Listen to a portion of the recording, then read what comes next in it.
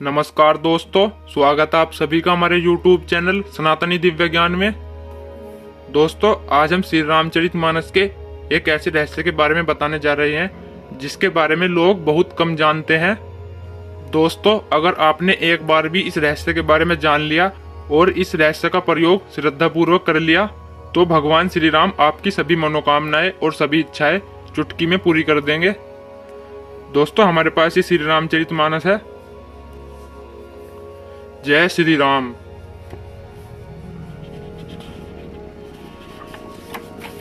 देखिए दोस्तों, ये श्री रामचरितमानस है। इसको संत तुलसीदास जी ने लिखी थी। सचित्र, सटीक, मोटा टाइप। इससे आगे चलने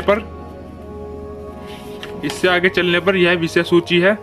इसमें रामायण के संपूर्ण कांड का रूप एक छोटे से दृश्य में दिखाया गया है। ये बालकांड है। इसमें आगे चलने पर ये अयोध्या कांड है, ये अरण्य कांड है, ये किष्किंधा कांड है। आगे चलने पर ये सुंदर कांड है और ये यहाँ पर लंका कांड है। और इससे आगे चलने पर ये उत्तर कांड है लास्ट में।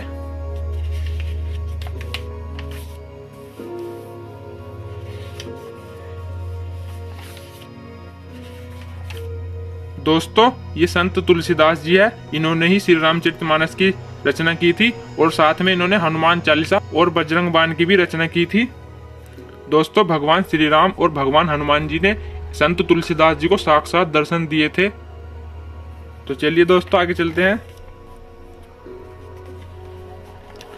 ये भगवान हनुमान जी का विराट रूप है।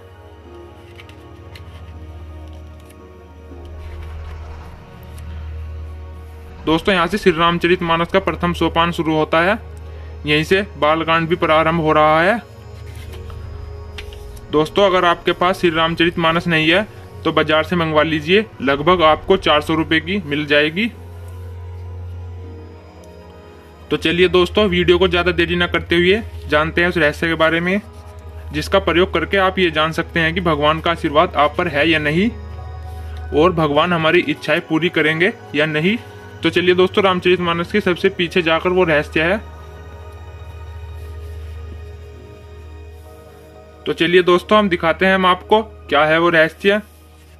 दोस्तों, यही वो तालिका है, यही वो रहस्य है जिसका प्रयोग करके आप भगवान श्री राम का आशीर्वाद प्राप्त कर सकते हैं और हनुमान जी की कृपा प्राप्त कर सकते हैं, या आप जान सकते हैं कि भगवान हमारे साथ है या नहीं, या भगवान हमारी इच्छाएं पूरी करेंगे या नहीं। आपके मन में जो भी इच्छाएं हो, आपके मन में जो भी प्रश्न हो, वो इस तालिका के प्रयोग करके आप जान सकते हैं। दोस्तों, अगर आपने इस तालिका का प्रयोग श्रद्धा पूर्वक कर लिया तो भगवान श्री राम आपकी सभी इच्छाएं, सभी मनोकामनाएं पल भर में पूरी कर देंगे और भगवान हनुमान जी की कृपा आप पर सदा बनी रहेगी। लेकिन दोस्तों, एक बात का ध्यान अवश्य रखिएगा, पूरी रामचरितमानस पढ़ने के बाद ही इस तालिका का प्रयोग करें। तो चलिए दोस्तों, आपको बताते हैं आपको करना क्या है। दोस्तों, सबसे पहले आपको अपनी दोनों आंखें बंद कर लेनी है। उसके बाद आपको अपनी एक उंगली से किसी एक अक्षर पर उंगली रखनी है, यानी दोनों आंखें बंद करके किसी एक अक्षर पर उंगली रखनी है। जैसे मैं करके दिखा रहा हूं, बिल्कुल ऐसे ही करना है। तो देखिए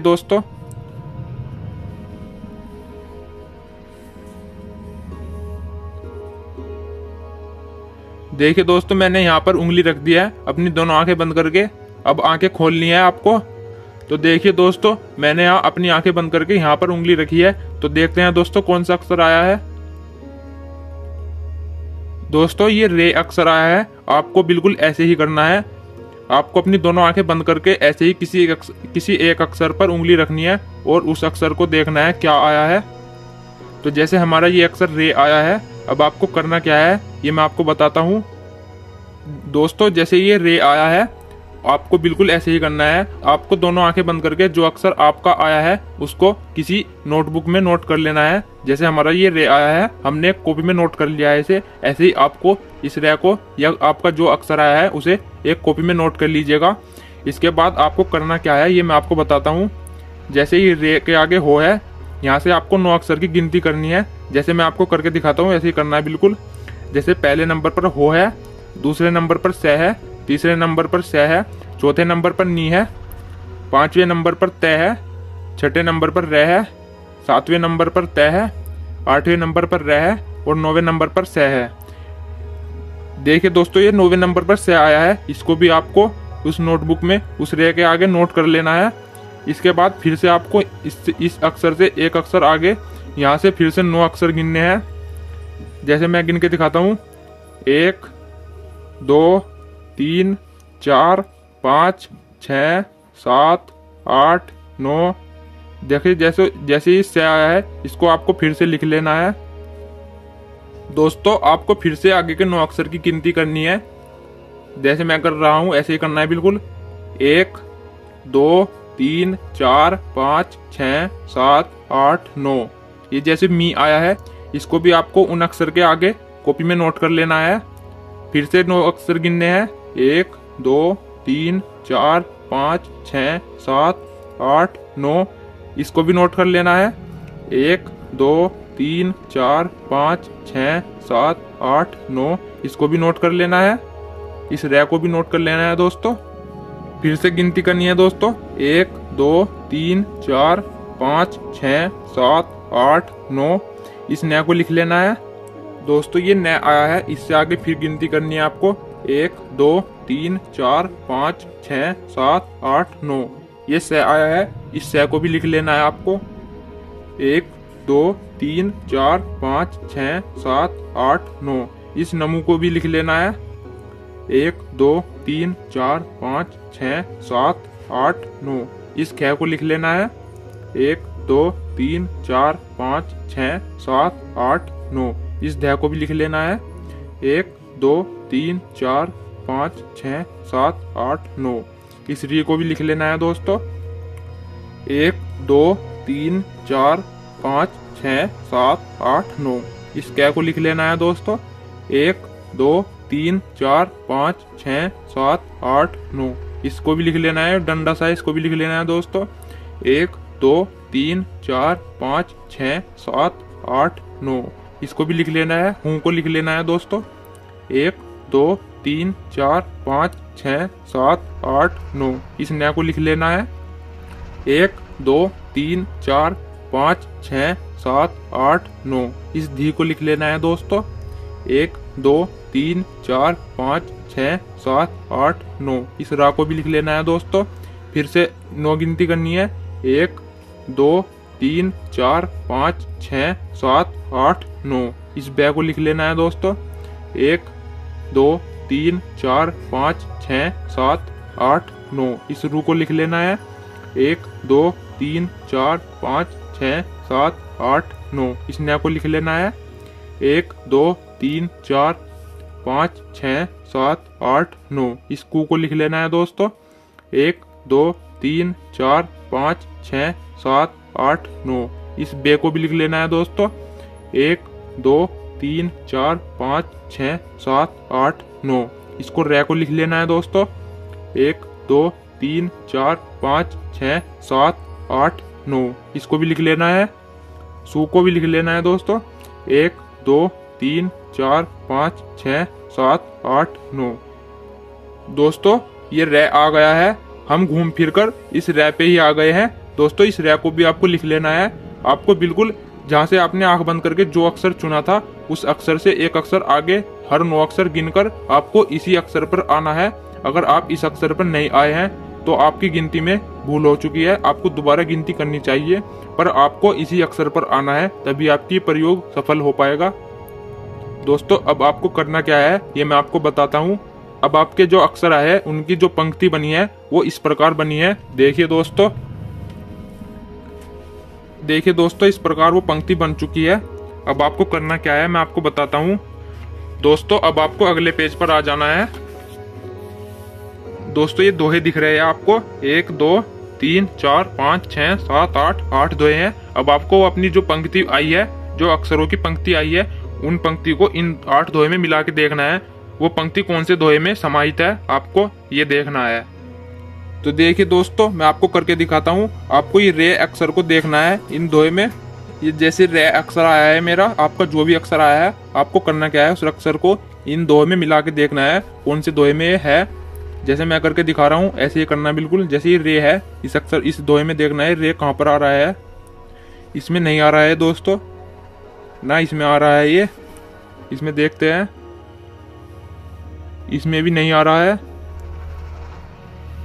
इनमें भी नहीं आ रहा है, इन दोनों में भी नहीं आ रहा है, इसमें भी नहीं है, इसमें आ रहा है दोस्तों, ये रहा रे, ये रे इसमें आ रहा है दोस्तों। इसमें भी देखते हैं लास्ट वाली में, इसमें भी आ रहा है। अब आपको करना क्या है, इन दो दोहे में ये आपको सारे अक्षर मिला के देखना है इन दो दोहे में समाहित है या नहीं। ये स है, अब आपको इसमें देखना है स आ रहा है, यो आ रहा, दूसरा स भी देखना है, ये आ रहा, इसमें देखना है, इसमें कहीं पर भी स नहीं आ रहा है दोस्तों। अब आपको करना क्या है, ये सारे अक्षर आपको सिर्फ इसमें मिलाने हैं कि इसमें आ रहे हैं नहीं। जैसे जैसे जैसे ये रे, ये आ गया रे, स, दोनों स, ये आ गया एक स ये आ गया, मीरा, ये मीरा आ गया, रन आ गया, सन्मुख ये रहा, धरी ये रहा दोस्तों,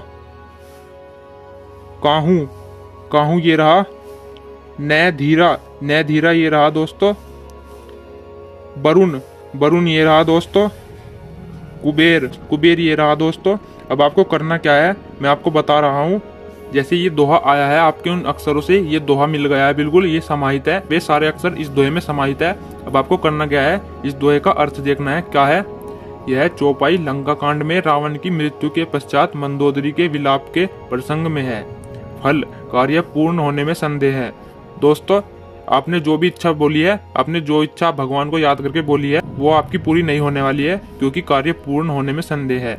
दोस्तों हमने सिर्फ करके दिखाया आपको, हमने कोई इच्छा भगवान से व्यक्त नहीं की थी, हमने भगवान जी से कोई इच्छा नहीं बोली थी, इसलिए हमने सिर्फ आपको करके दिखाया है। आप अगर करेंगे तो भगवान से अपनी इच्छा व्यक्त करके, भगवान से अपनी इच्छा बोल के तब करिए, तब आपका जो उत्तर आएगा वही आपका उत्तर होगा। दोस्तों मान लीजिए उन अक्षर की तालिका को मिलान करके ये वाला दोहा आया है, तो इसका मतलब देखते हैं। यह चौपाई बालकांड के आरंभ में सत्संग वर्णन के प्रसंग में है। इस कार्य में भलाई नहीं है, कार्य की सफलता में संदेह है। मतलब यानी आपने जो भगवान से इच्छा बोली है वो श्रद्धा पूर्वक नहीं बोली है, आपके कार्य में भलाई नहीं है बिल्कुल भी। आपने पूरी श्रद्धा पूर्वक भगवान को याद करके वो इच्छा नहीं बोली है। अब आपको दोबारा से फिर से भगवान के सामने अपनी इच्छा फिर से श्रद्धा पूर्वक बोलकर फिर से उस तालिका का प्रयोग करना है।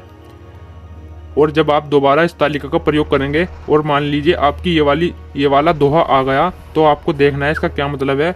यह चौपाई बालकांड में संत समाज रूपी तीर्थ के वर्णन में है, प्रश्न उत्तम है, कार्य सिद्ध होगा। यानी आपने अगर श्रद्धा पूर्वक अपनी भगवान से इच्छा प्रकट की है तो आपका कार्य सिद्ध होगा।